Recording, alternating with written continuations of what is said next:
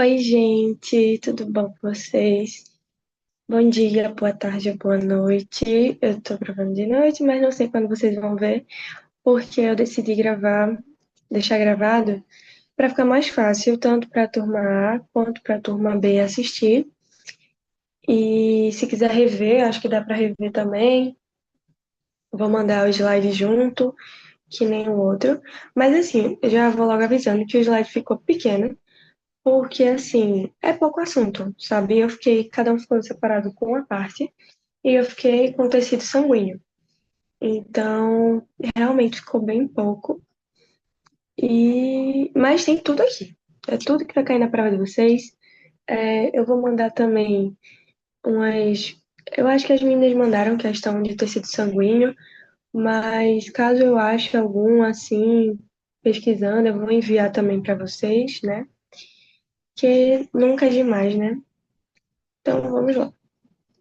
Então, gente, vocês sabem que o tecido sanguíneo é um tipo especializado de tecido conjuntivo, certo? Em geral, assim, vamos falando em geral, e aqui a gente já vai especificar. O sangue é uma massa líquida contida num compartimento fechado, né? Que é o nosso corpo. E ele se localiza em várias áreas, né? Principalmente no aparelho circulatório, que mantém o movimento regular e unidireciona. O coração que direciona o sentido do sangue para o resto do nosso corpo, né? Devido essencialmente às contrações rítmicas do coração. O volume total de sangue, volume padrão, né? Tipo assim, não é que todo mundo é assim, cada um é de um tipo, tem uma fisiologia, um estilo de vida, etc. Mas o padrão é que uma pessoa com 70 quilos tenha 5,5 litros de sangue no corpo, certo? Mas isso varia dependendo do peso, da alimentação, do estilo de vida que essa pessoa tem, se o metabolismo dela é mais acelerado ou menos acelerado. Tudo isso afeta, né? Pronto. Em geral, é isso daqui. Tem várias outras características, né, sobre o sangue, sobre sua importância, mas especificadamente, que é o mais importante para cair na prova, são as divisões celulares, certo, do tecido sanguíneo. Então, o tecido sanguíneo é dividido em glóbulos vermelhos, que são os eritrócitos, também chamados de hemácias, certo, é a mesma coisa, e glóbulos brancos, que são os leucócitos. Os leucócitos são divididos em granulócitos e agranulócitos. Os granulócitos compõem neutrófilo, eosinófilo e basófilo, certo? Só lembrar que granulócito termina em filo. E agranulócito termina em to, citu, certo? Pronto. É bom para diferenciar, né? E também plaquetas, né? Não podemos esquecer das plaquetas. As plaquetas são muito importantes, certo? São fragmentos de células e atuam na coagulação sanguínea, na reparação de vasos sanguíneos e na cicatrização. Eu não sei se vocês se lembram, mas eu acho que o foco das lâminas, quando vocês veem nas aulas práticas, são ver os glóbulos vermelhos. Vocês veem principalmente as hemácias, né? As hemácias são o que mais tem, né? São aqueles discos anucleados, né? E os glóbulos brancos, né? Vocês também veem salteados, assim, que parecem pouco, mas quando você vai contar tem muitos. E as plaquetas, elas são menores, então eu não me lembro se vocês conseguiram ver na aula prática, mas aqui tem uma imagenzinha e qualquer coisa eu mando também junto com as questões que eu vou selecionar, tá certo? Então, enfim, em geral, as plaquetas são importantes para coagulação sanguínea, na reparação de vasos sanguíneos e na cicatrização. Extremamente importantes. Certo, aqui a gente vai diferenciar melhor a função de cada uma dessas células que a gente acabou de citar, certo? Então, os glóbulos brancos. Eu dividi aqui em granulócitos e agranulócitos, né? Como a gente já tinha visto, e os glóbulos vermelhos. Então, os neutrófilos, eles têm a função de fagocitar micro-organismos e partículas estranhas. Cada uma dessas células tem um papel contra um corpo estranho, certo? Então, o neutrófilo é infecção bacteriana. Cada um, a gente vai ver agora por partes, que vai ter um específico, dá para diferenciar bem direitinho. Então, eles são a primeira linha de defesa contra infecções bacterianas. Os eosinófilos atuam contra parasitas e participam de reações alérgicas. Aí, assim, tem coisas que eles trabalham em conjunto. Vamos supor, o eosinófilo junto com o basófilo tem a questão aqui das reações alérgicas, certo? Mas são coisas diferentes.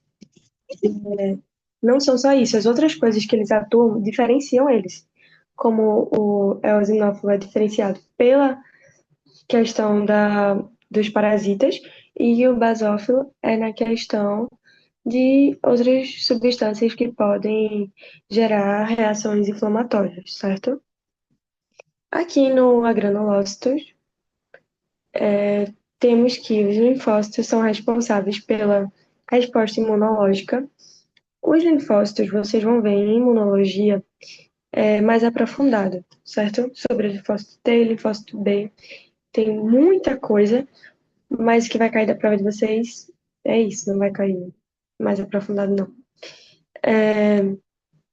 São responsáveis pela resposta imunológica específica e incluem linfócitos, se diferenciam linfócitos B e linfócitos T.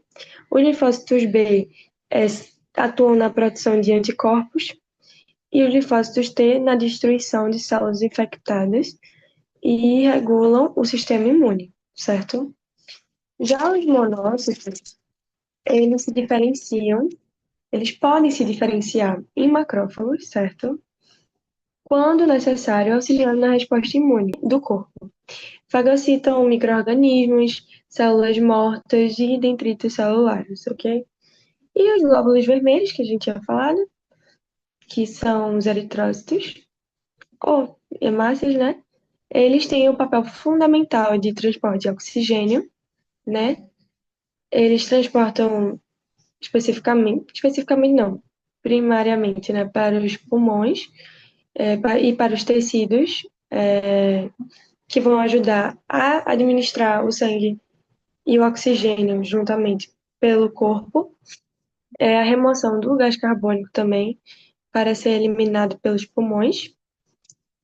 E dependendo da quantidade que você tenha de hemácias no seu corpo, isso vai dizer se você vai ter um bom funcionamento ou não do organismo em geral e pode gerar alguma intercorrência, como alguma doença, anemia ou policitemia. Tem diversas doenças relacionadas, mas essas são as que ganham mais destaque. A anemia, por ser a baixa quantidade de eritrócitos, e a policitemia por o excesso de eritrócitos, certo? Uhum. Então, aqui, outra parte, falando, para complementar a outra parte que eu tinha dito, o sangue transporta diversas substâncias, aqui eu estou especificando algumas, como o plasma, que é a matriz extracelular. Ele é composto de Ele se subdivide em 90% de água e 10% de sais minerais. As células, em geral, representam, que representam elementos figurados, são cerca de 44%. E as proteínas que estão presentes no sangue, elas podem ser albumina, fibrinogênio, que tem um papel fundamental na coagulação, e imunoglobulina, certo? O plasma, ele tem a parte líquida, mais o fibrinogênio, certo? Mais a proteína do fibrinogênio. Isso daqui, eu não sei se ela falou na aula com vocês, que é a diferença do soro para o plasma, certo? Falando, se ela não falou, pronto, deixa de curiosidade. Então, o plasma, a diferença do plasma para o soro é que o plasma tem a parte líquida mais a proteína e o soro só tem a parte líquida, não tem a proteína do fibrinogênio, certo? Então, em geral, quando você vai fazer centrifugação, você vai conseguir perceber essa diferença, certo? Aqui, ó, como está mostrando nos tubos de ensaio, nas amostrinhas, aqui a gente vai ver que o soro não possui o fator de coagulação. É porque a imagem é figurativa, né, minha gente? Aqui não dá para ver, não.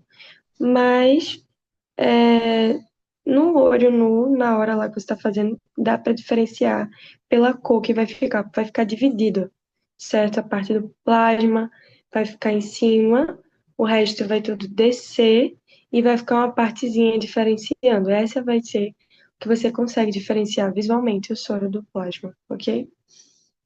E aqui com o plasma com fatores de coagulação, ok? Aqui, em geral, são os elementos que a gente falou, né? As células do sangue, as hemácias, que vocês já viram na aula prática, que são esses discos nucleados, certo? O monócito, que tem essa forminha como se fosse um feijãozinho, né? Uma forquinha, né? Assim. E todas as doenças, depois vocês vão ver, todas as doenças que são relacionadas, tipo anemia falciforme, que tem relação com a formatação das hemácias, que em forma de foice, tudo isso, vocês vão ver que tudo dá para notar no microscópio visualmente vendo a forma. Por isso que é bom você relacionar um desenho ou o que se parece ao nome da célula para você lembrar, né? Pronto. Aí aqui, o monócito eu já falei, que no caso é agranulócito, né? O linfócito também. O linfócito dá para perceber que tem que tomar cuidado, né, para não confundir, mas você percebe que o monócito tem mais uma curva e o linfócito não, mas também ele não é um círculo mesmo, certo? Então, dá para diferenciar. E o eosinófilo, ele é dividindo aqui, mas não é uma divisão separada, eles são unidos aqui, tá vendo? São unidos. Vocês já viram bastante, né? Na aula prática, eosinófilo, neutrófilo. Então é só para relembrar mesmo. As plaquetas aqui pequenininhas, que provavelmente não vai cair a imagem dela, certo? Neutrófilo, que tem 3 divisões, mas elas são unidas, certo? Não são separadas. E o basófilo, tá certo? Aqui não ficou muito bom de ver, mas depois eu mando uma fotinha melhor para vocês, tá certo? Ficou bem ruim de ver aqui o desenho dele. E, em geral, é isso. Aqui eu vou colocar 2 fotinhas dessas fotos melhores, tipo de microscópio e tal, que possa ser que vá cair na prova de vocês.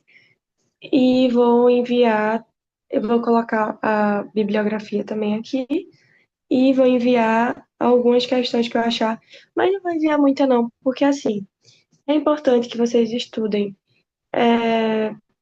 pelo slide, né? Veja vídeo aula também. Se quiser ver algum livro, né, do Junqueira e tal, que é muito bom. E fazer as questões que as meninas já enviaram. E eu vou enviar, tipo, sei lá, acho que no máximo 5. Então, se quiser fazer também, eu acho bom. Mas também, se não tiver tempo, você vê direitinho, revisa e já tá bom. E é isso, gente.